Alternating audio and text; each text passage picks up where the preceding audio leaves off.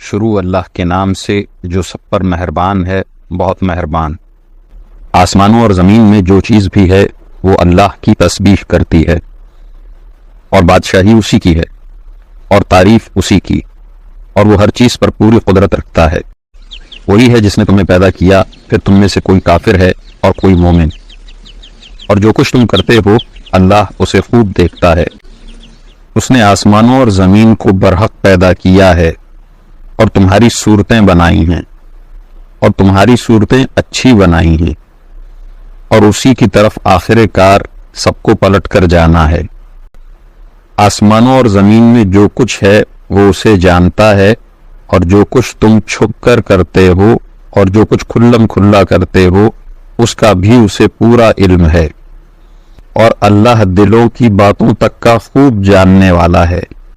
کیا تمہارے پاس ان لوگوں کے واقعات نہیں پہنچے جنہوں نے پہلے کفر اختیار کیا تھا، پھر اپنے کاموں کا وبال چکھا، اور آئندہ ان کے حصے میں ایک دردناک عذاب ہے۔ یہ سب کچھ اس لیے ہوا کہ ان کے پاس ان کے پیغمبر روشن دلائل لے کر آتے تھے تو وہ کہتے تھے کیا ہم جیسے انسان ہیں جو ہمیں ہدایت دیں گے؟ غرض انہوں نے کفر اختیار کیا اور منہ موڑا، اور اللہ نے بھی بے نیازی برتی، اور اللہ بالکل بے نیاز ہے، بذات خود قابل تعریف۔ جن لوگوں نے کفر اپنا لیا ہے وہ یہ دعویٰ کرتے ہیں کہ انہیں کبھی دوبارہ زندہ نہیں کیا جائے گا۔ کہہ دو کیوں نہیں، میرے پروردگار کی قسم تمہیں ضرور دوبارہ زندہ کیا جائے گا، پھر تمہیں بتایا جائے گا کہ تم نے کیا کچھ کیا تھا، اور یہ اللہ کے لیے معمولی سی بات ہے۔ لہذا اللہ پر اور اس کے رسول پر اور اس روشنی پر ایمان لاؤ جو ہم نے نازل کی ہے، اور تم جو کچھ کرتے ہو اللہ اس سے پوری طرح باخبر ہے۔ یہ دوسری زندگی اس دن ہوگی جب اللہ تمہیں روز حشر میں اکٹھا کرے گا۔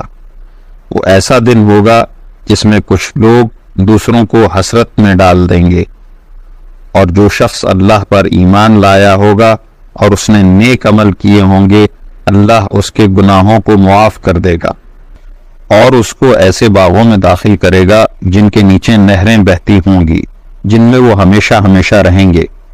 یہ ہے بڑی کامیابی۔